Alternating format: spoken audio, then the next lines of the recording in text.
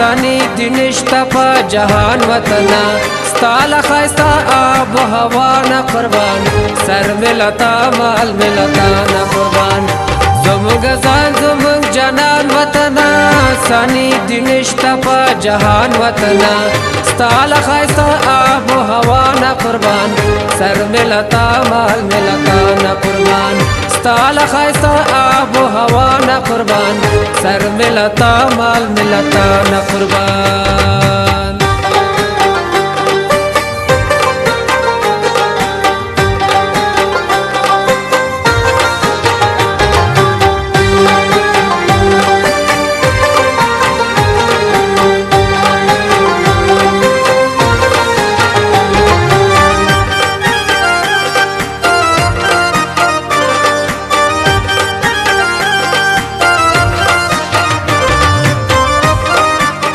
د غرغښت تلویزیون لیدونکو السلام علیکم ورحمت الله وبرکاتو. درنو دوستانو دا د غرغښت تلویزیون څخه د ولسپالنې په 12م پروګرام کې درته زه نجیب احمد نجیب او د کمرې په برخه کې شفیع الله یوسفزی حاضر شوی یم. خدای دې وکړي چې تر اوسه به روغ جوړ او د صحت په کالیو کې به نغښتي وای. لیدونکو تاسو ته یاد ده چې موږ په تیر پروګرام کې په کوم ځای کې له خلکو سره غږېدلي وو؟ هو ضرور به درته یاد وي. د خوست ښار لویدیځ ته تللي وو، هغه ځای ته چېرته چې دوو پخوانیو قبرونو سیمې ته د خلکو ورتګ زیات کړی وو. دغه سیمه د یو سرتېري په نوم یادېده، نادرشاه ښکلو شنو درو د سیمې ښکلا زیاته کړې وه. د خوست او کابل لویه لاره هم د دغې سیمې په منځ کې تېرېږي. نادرشاه رښتیا هم چې د سیل ځای و، خلکو یې زموږ ځانګړې مېلمه پالنه وکړه. دوی د زدرانو د ستر قوم څخه وو، نن بیا د شملورو سیمې ته تللي یو. له کومه ځایه چې د نرخ پیل شوی، ډله ییز لوی اتڼ، قومي یووالی، د ستونزو د حل په برخه کې د جرګو دود یې همداسې ژوندی ساتلی. راځئ چې د درو انځورونه یې وګورو تر څو تاسو پوهېدلی شئ چې کومې سیمې ته ځو.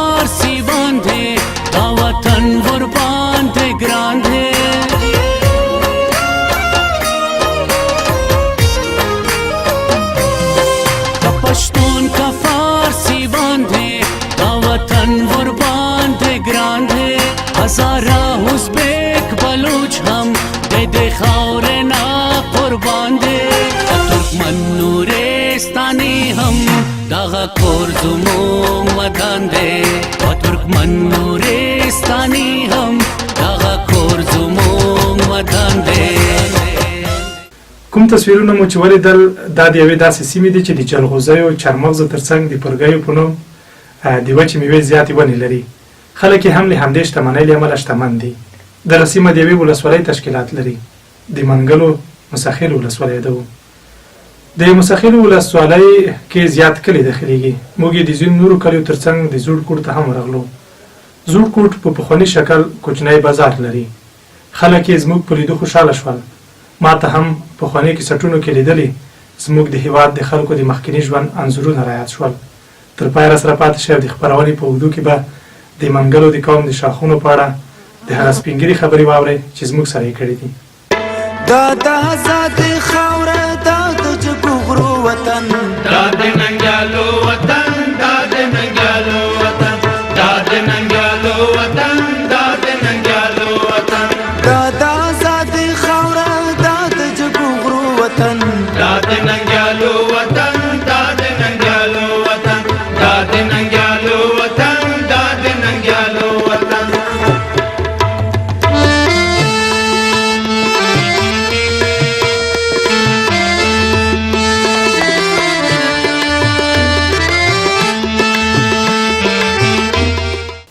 د مسخیل ولسوالۍ کې مشت خلک د منګلو د قوم څخه دي. د دغې ولسوالۍ څلورو خواو ته د خوست د صبریو، کلاندر، ندرشکوټ او د پکتیا د جنخیل ولسوالۍ موقعیت لري. په دغه سیمه کې مشت منګل د کودي بن کرلان د دوهمې مېرمنې دوهم زوی له اولادې څخه دي. د ده کورنۍ هم اوس د منګلو په نوم یادېږي. موسزي، هنې او وردګې ورونه دي. دغه قبیله له نږدې 600 کاله پخوا په بنو کې اوسېدله، خو د شبي ټاکیو یا بنوڅیو د غلبې له کبله د دې سیمې پرېښودلو ته اړ شول او د خوست د مسخیلو ولسوالۍ ترڅنګ په نورو سیمو کې میشت شول. د دغې سیمې خلک اقتصادي پښتانه د ځنګلونو لرګي او لکه څنګه چې مو مخکې یاداوري وکړه د وچې میوې ونې دي. خو دا چې د منګلو قوم په کومو څانګو ویشل شوی د مسخیل ولسوالۍ د مشر اوسېدونکی یاور. منګل خو دا دی چې منګل دوه کومه دی، یو جونای دی یو مسخیل دی. د مسخیل چې دی بیا 15 کومه دی، جونای چې دی بیا 9 کومه. په ستره کې دوه خسي روسي کنه، یو ستره سپرکې روسي یو وړه سپرکې روسي. د ستره سپرکې چې دا بیا خوونه د څلور کومه دو. دغه وړه سپرکې چې ستره سپرکې چې دا 2 کومه دو، د وړه سپرکې 4 کومه دو. دا کې بیا 2 جمپې روسي، یو وړه دړه دو یو سپرکې دو ښه. نو دا وړه دړه د ټول 9 کومه روسي ښه. بلخیل دی، خی دی، میا دی، بوزای دی، سنځای دی، بلځای دی، دا بیا غوړه دړه دو. دا یرای یریکل چې دی، شاخال دی، مثال ستنخیل دی، خلیل دی، بل یو داسې هغه دی المارای دی، دا بیا بل خوږ روسي که نه. نو دا جونیکال هغه دی. مسخیل چې دی دا بیا 15 پلوره دی. 15 پلوره کې ورداړی دی، خوجوړی دی، یبای دی، مرالخیل دی، ستره د اوسېږه بل یبای دی، خوجوړی، یبای، مرالخیل، ورداړی. نو دا 15 پلوره. ورداړی بیا په 2 خصوصي صوبه کېږي چې موږی کوم خل ځون ته کېږي د 5 ګونه کې روسي. هغه چې دی خیلی خل ځون ته روسي، دا یې منګالو یوسف دی. نور چې د منخیل خو مې دا څانګ یو هغه دی، یو ورور دی که نه. دا اصلا که منګالو مشر ورور دی، خو بیا د مړو نشتوالي وجې نه څوک ډېر هغه نه ورکوي که نه، چې دوی کمزور ورته دي. د دغې سیمې خلکو ته د پلرونو ورپاتې د چوغې دود همداسې ژوندی دی. د دې ترڅنګ په سیمه کې د ځینو خلکو له لورې د ناوړو عملونو پر وړاندې د چوغې لپاره د ټول سره یو ځای راټولېږي. د چوغې په اړه د مشر د خبرو سربیره د مسخیل ولسوالۍ په مرکزي برخه کې د شبي اتڼ ویډیو ګورو. میگه د چا ترمنځ چې کومه ستونزه پیدا شي، جنګ زنجول وشي، یو منځ ته ورسو کومې اربکي لرو ورسي مشکل حل کوو. د نرخ د دود د عنعناتو د مخې حل کوو. د نرخ په اړه ورته وایي منګال نرخ لري، ځینې نورو قومونه نرخ لري. دا نرخ څه ډول وي؟ دا خلکو ته که تشریح کړې مهرباني. دا به تاسو ته بهتره معلومه وي چې د پکتیا کې د پښتنو چې دي دا ډېر اکثر افغانستان کې شته، خو د پکتیا قومونه چې دي پکتیا کې منګال، زادرون، زوزي ډېر قومونه دي. اوس داسې شته تڼي اوس قومونه زونه بلي، مطلب دا خاص کم خلک دي.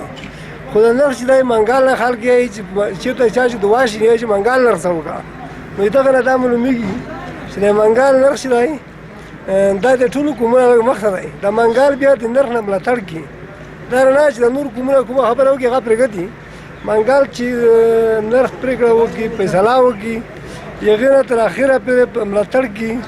اوس که څوک وایي چې مثلا شریعت ته ځم، محکمې ته ځم، محکمې ته ورسره ځي، یو خلکو سره د خپل نرخ په د عنعناتو له مخې خپل هغه کي دفاع کي. خو میږه نرخ دا دی چې د چا په منځ کې چې کله دعا وکړه، دا عنعنات یې داسې معلوم دي چې سړی چې مړ شي دا نه 2 مړه کسانو ته کي. چې کله اشتباه کې وکړه چې مثلا د سړی ونه یې وژلی، دا نه به 2 مړه کسانو ته کي. دا په میږ کې دا عنعنات دي، دا اصول دی چې مطلب پکتیا خوست کې 2 کسو په منځ کې دعا وکړه چې ټاک درځه ټاکه په نرخ سره مځکه مطلب په مځکه نه منګال کې نرخ دی چې ومړه که سامو ته کي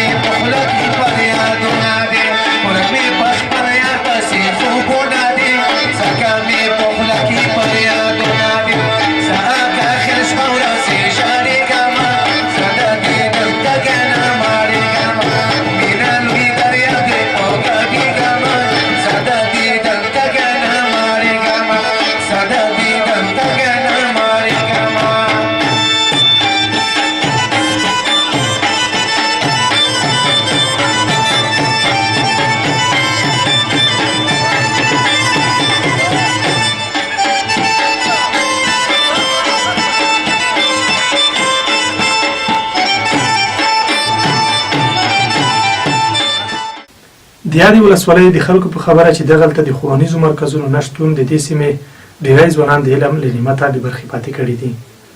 ځوانان یې د لرګیو په وهلو او په نظامي ځواکونو په بهرنیو هیوادونو کې په مزدورۍ او ځینې نورې په تعلیمي مرکزونو کې په زده کړو بوخت دي. دوی وایي چې په سیمه کې په څو کلونو کې د پوهنې برخې ته سمه توجه نه ده شوې. د څو کلو جنګ ځپلی حالت د دې باعث ګرځېدلی و چې د خلکو او دولت ترمنځ واټن پروت وي. خو د یو کال را په دې خوا خلک د دولت څخه رضایت ښیي او د دوی ترمنځ اړیکو پراختیا موندلې ده. خو د دې ترڅنګ له دولته غواړي چې د دوی سره د زراعت پوهنې په طبي او نورو برخو کې لازمه همکاري وکړي. کیل کې 40 جربه مځکه مو کلینیک مدرسې شبخانه دغه توقف کړی دو. ټول مشرون په خبر دي ولسوال صاحب په موجودیت کې موږ ته نه دولت کور ورکوي، نه شبخانه منظوروي، نه کلینیک منظوروي، نه مکتب. موږ د کلي ځوانان دغسې ګرځي. زه هم د 12 نه فارغ یم. موږ ته کوم د حکومت طرفه داسې کور نشته چې موږ هغه کې کور وکړو. موږ دولت نه پروژې غواړو، موږ د دولت نه کور غواړو. ځوانان اکثره بعضې د غره کاروبار کې، بعضې چې کوم دي بازور کې دکانونه لري، سوب لري.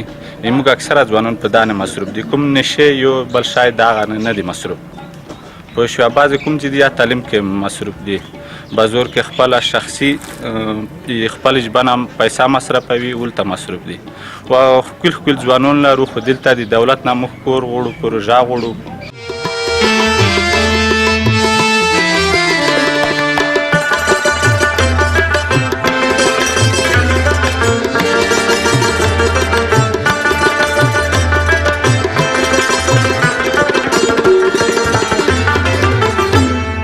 زال د بازانو د کې زمریان اوسي زاله د بازانو دا دلته کې زمریان اوسي زاله د بازانو دا دلته کې زمریان اوسي زاله د بازانو دا دلته کې زمریان اوسي زاله د بازانو دا دلته کې زمریان اوسي دا د ننګ بچان لري دا د پرګنو وطن دا د ننګیالو وطن دا د ننګیالو وطن دا د ننګیالو وطن دا د ننګیالو وطن دا د آزاد خاوره دا د جګو وطن دا د ننګیالو وطن دا د ننګیالو وطن دا د ننګیالو وطن دا د ننګیالو وطن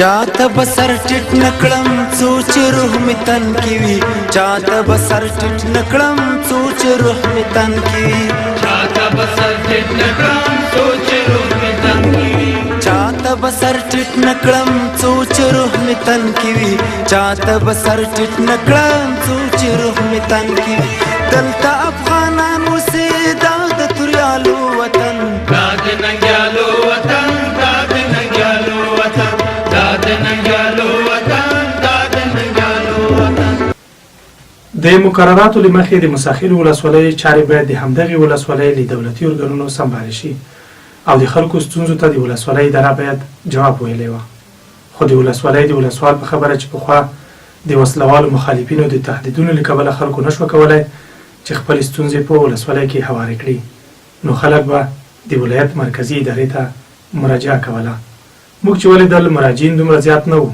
خو د ولسوال ګلاب منګل په خبره چې په اوس وخت کې د دوی او د خلکو ترمنځ اړیکې د تیر په پرتله پراخې شوې دي او د سیمې خلک په ټولو برخو کې د دوی سره همکار دي او د خلکو او دولتي مامورینو لخوا په بېلابېلو مسایلو ناستې ترسره کیږي دا که زه ووایم دا به دروغ نه وي چې یوازینی د تاسو تلویزیون دی چې د مساخیلو ولسوالۍ ته په خپل طبیعت راغلی دی او نه څوک سره راغلي دي او تاسو دلته د خلکو حال احوال او خلوی مراکې کوئ زه مننه کوم راځم دې ته چې پخوا د مساخیلو په ولسوالۍ کې تاسو ته به هم معلومات وي چې ستونزې وې جنګونه وو تکلیفونه وو اوس خو شکر الحمدلله خوشبختانه چې د مساخیلو په ولسوالۍ کې تر کومه چې دلته زه راغلی یم د ما سره په څنګ کې کومه رهبري چې ده موږ د مختلفو تکتیکو څخه کار اخیستی دی چې په دې کې مې قومي مشرانو دیني علماو ځوانانو څخه دلته د متنفذینو څخه مې کار اخیستی دی د هغوی سره مې اړیکې ټینګې کړې نو د دې په واسطه سره ساګ شکر الحمدلله چې د مساخیلو په ولسوالۍ کې لکه پخوا چې تاسو شاید حال یې ډزونه به کېده مثلا جنګونه به کېده دلته به د ولسوالۍ کې پراخ ډلهییز حملې به وي ډلهییز جنګونه به وو ولسوالۍ کې به زیات مشکل و ستونزې به وي اوس د دې قومي مشرانو په واسطه سره د علماو په واسطه سره د خلکو سره د اړیکو په واسطه سره او د خلکو سره د اجتماعي ژوند په واسطه سره هر وخت تاسو ولیدل چې موږ دروازې د خلکو په مخ خلاصې دي دلته روزمره د خلکو کارونه په مخ ځي کوم مشکلات نشته د بیا رغونې په برخه کې مې پیشنهادونه ولایتي ادارې ته د ولایت مقام سره شریک کړي دي د هغې سکتوري ریاستونو سره مې د خپلې ستونزې شریک کړي دي نو دا چې جنګ ځپلې ولسوالي ده ستراتیژیکه او لرې پراخه ولسوالي ده جنګ ځپلې ولسوالي ده ستونزې به خامخا وي تاسې خپله شاهد حال یې ځکه سراک خام دی پخوا توجه نه ده ورته شوې اوس پخوا په څېر امکانات نشته ځکه امکانات محدود دي پروژه یا پرمختګ چې راځي ډېر وخت نیسي دا چې تاسو مخکې په جریان کې وایي چې مساخیلو په ولسوالۍ باندې به ډلهییز بریدونه کېده ساګ شکر الحمدلله لله الحمد چې ډلهییز برید څه چې موږ ساګ یو زخمي او شهید نه لرو نو لامل یې زموږ د خلکو سره ښه وضعیت دی او د خلکو راټولېدل دي او د موسی په ولسوالي چې پراخه او لرې پرته ولسوالي ده پخوا خو ولسوالۍ ته هېڅوک نه راتله صرف چې خپل کار بې باند ورته بیا به ته اوس د کومي خلکو رویه موږ سره ډېره ښه ده دلته راځي روزانه د حقوقي مسایل هم دلته حلوي ولسوالۍ ته راځي پخوا به بل ځای حلول او دلته موږ سره په جلسو کې اشتراک کوي د قومي مشرانو مشبته کسیزه شورا جوړه کړې ده د علماو مشوره جوړه کړې ده د ځوانانو څخه مشبته کسیزه شورا جوړه کړې ده روزانه موږ جلسې لرو کمیسیونونه لرو دوستانو خدای دې وکړي چې د موسی خیل ولسوالۍ د خلکو د ژوند پخوانیو دودونو او په اوس وخت کې د دوی د مصروفیتونو په اړه به یو څه پوه شوي یاست رښتیا هم چې د دغې ولسوالۍ سفر ډېر جالب و ما او د لارې ملګری مې یوسفزي د لارې د مزل په وخت کې د جګو غرو ژورو خوړو او د شنو اوبو د لوړو زړو به ډېر خوند واخیست د دغه سیمه د غوره دودونو ښه یووالي میلمهپاله خلکو ترڅنګ ښایسته منظرې د روح د تازهګۍ سبب ګرځي پام مو وي کله چې موسی خیلو ته تلئ نو هغه نیمه خامه لاره به مو یو څه ستومانه کړي خو په ژورو کندو کې د شنو طبیعي اوبو په څښلو سره به مو ستونزه بېرته په راحتۍ بدله شي ښه نو دوستانو بل پروګرام به بیا هم له یوې سیمې راټولوو خو اوس د دې اونۍ د ولسپالنې خپرونه پای ته رسیږي تر بل پروګرامه ما نجیب د کمرې په برخه کې شفیع الله یوسفزي ته اجازه راکړئ هر چیرې چې یاست د خوشحالیو سره مو مل غواړم د یو سوکاله او آباد افغانستان په هیله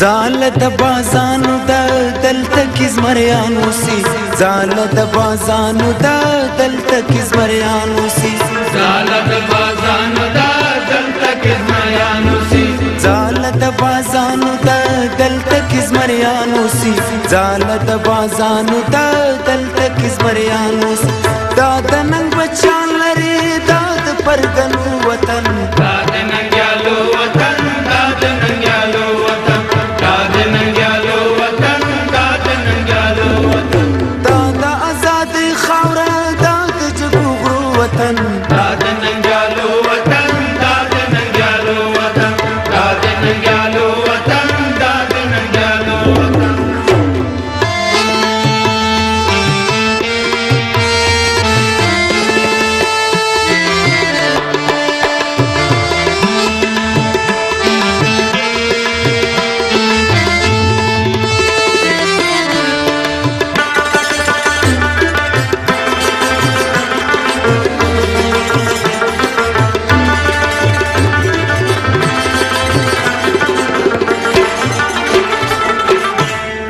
چاته بسر ټټ نکړم سوچ روح می تن کی وی چاته بسر ټټ نکړم سوچ روح می تن کی وی چاته بسر ټټ نکړم سوچ روح می تن کی وی چاته بسر ټټ نکړم سوچ روح می تن کی وی چاته بسر ټټ نکړم سوچ روح می تن کی وی دلته افغانانو سي دا د توریالو